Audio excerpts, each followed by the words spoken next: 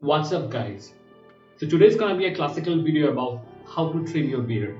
We will also discuss few things in details which will take you again from 5 to 9.5 in an instance on a scale of 10.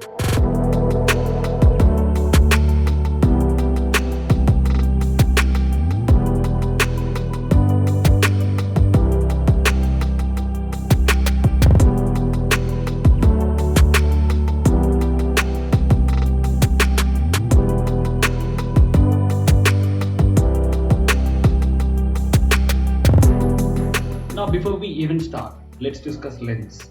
Trimming a beard and trimming a stubble is a completely different game. Trimming a stubble is easier because you can adjust the length of the hair through the settings and the adjustments on your trimmer.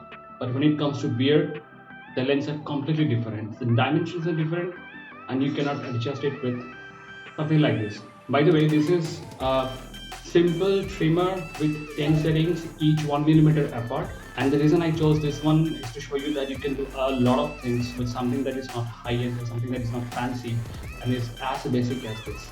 Anyway, coming back to the length topic, you can understand the highest length that I can choose through this is 10 mm. While the length of my hair and my beard will be different at different parts. And in most of the cases it will be much longer than this. For simplifying things, let's divide our beard into 3 different regions: the sideburn, the top part, the bottom, and the moustache. The length of the hair on the sideburn and the top of the beard is going to be same. This part is going to be different and it will gradually grow as it comes downwards, and then the length of the moustache, which is also going to be different. To start with, all you need is a comb like this and a trimmer, and then you need to determine which way you are going to brush your hair. If you see the direction your hair grows, in fact the direction in our hair grows, it's in multiple directions, sideways, upwards, downwards. But if you see, most of the hair grows at an angle downwards. So I will brush my hair like this at an angle downwards. I have chosen a setting which is 4, and I will gently roll this trimmer at the same angle in the downwards direction. I'm not pressing too much. I'm not pressing too much against my skin. It's just a slight brush.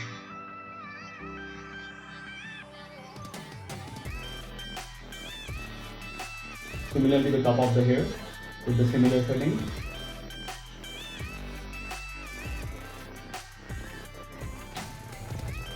And we are more or less done. Now if you see, every time I'm combing my beard before I put my trimmer on it. And the reason is, some of the longer hairs that can get entangled with the shorter hairs and appear short. It's easier for your trimmer to miss a hair like that. But later when you're done with it and it stays back, it really makes your beard appear bad and terribly out of shape. It doesn't look good. So all you have to do is keep on brushing or combing your beard to entangle the longer hair so that you don't miss a single one out. Now it's time to trim the bottom section. For that I'm going to remove this safety guard.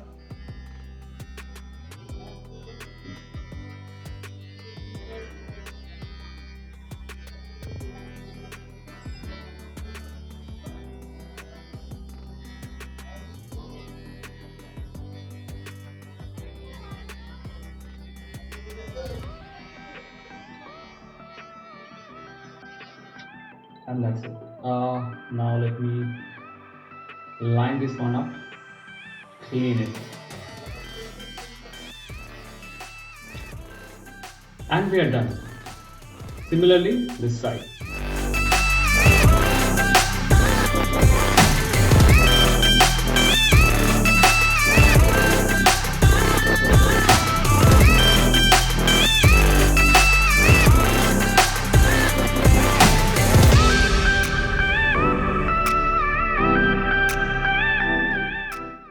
That's it. Now both the sides are done.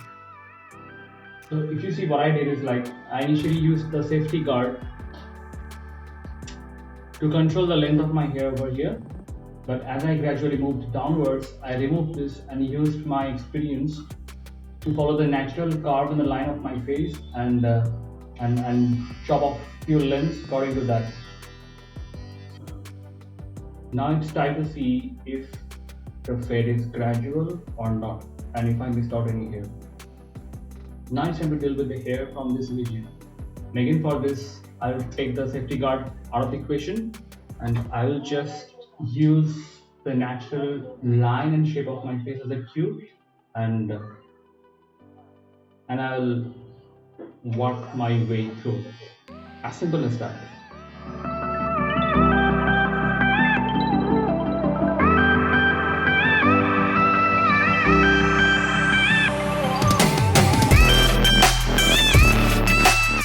For the hair over here, just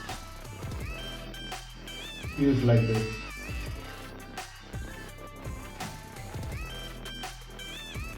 I'm just scratching the surface. You see, I'm not going any deeper. I'm just scratching the surface.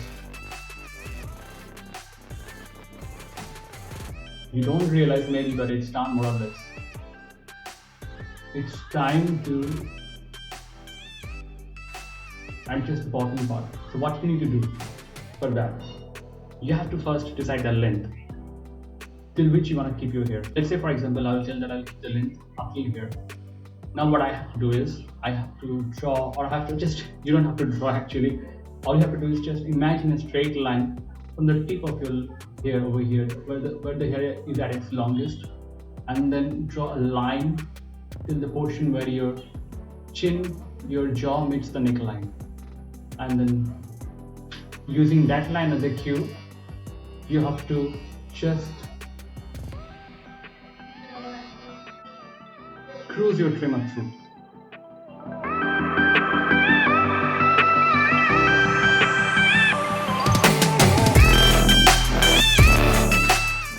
Now I'll draw a line. In fact, I'll create a line.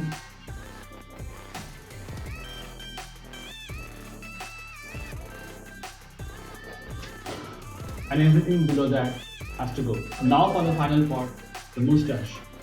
But before that, what we will do is just we will get the safety guard back on. Now before I touch the mustache, I'll tell you two things. One, why you cannot control the length of your hair when you're trimming a beard? It's because the biggest length that I can achieve through this is 10mm, which is clearly not sufficient enough. All I can do is just trust my basic instinct, and by changing the setting, what I'm trying to do is just increasing the gap between the blade and the safety guard. And just using my experience, I am working my way through. Now what about you? If you don't know the settings, or you're not too confident about the setting that you want to go with, then I'll say go for a bigger setting. If you wanted to choose 6 or 5, go for a 7 or 8, because that way, even if you don't like the way it cuts your hair, you can narrow it down. You can go with a smaller setting and then take the extra length off. But if you're going with a smaller setting at first place, and you're trimming and cutting your hair finer than whatever you wanted it to be, then the hair that's gone isn't going to come back anytime sooner, isn't it? The good news is that it's here and it will eventually grow back. But the bad news is that it will be another week or two at least for the hair to grow back to a length that you might like. So be very careful with the settings that you choose. Now back to the mustache. I don't know what's wrong with a lot of people, but they end up trimming their mustache way thinner than they should. I prefer to keep it a bit bushier because it creates an optical illusion and makes your beard appear thicker and fuller. The length, I think it should cover the upper lip, and that's it. Nothing less, nothing more. And chop off a couple of hairs that are sticking out in different directions and then line it up later on. Again, if you see, I'm just scratching the surface. I'm not touching anything that is deeper.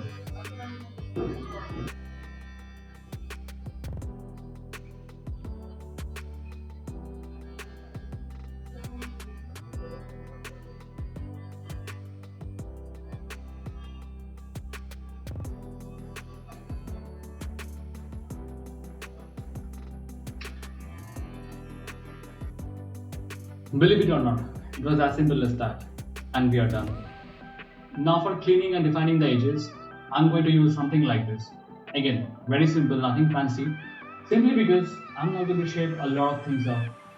Only I'm going to clean up the edges and define the line. That's it.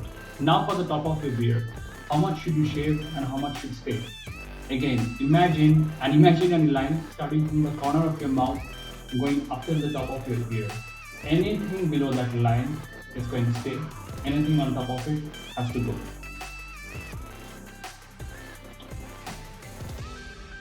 Apply on top of your moustache.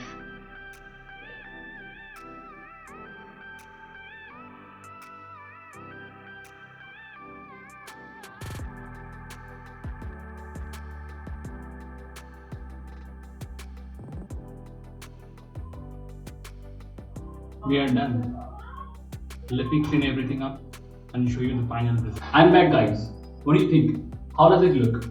Doesn't it look more structured, more in shape? It still appears to have the same volume, but what people don't realize is the fact that it appears significantly lot lighter right now because we have chopped out a lot of hairs. I think you can easily spot the differences here. So that's for today, guys. Hope you learned something significant, something different, and something important from today's video. It's just a matter of line, matter of length, and a little bit of practice. With that, you can make a significant difference. Peace. We'll see you later.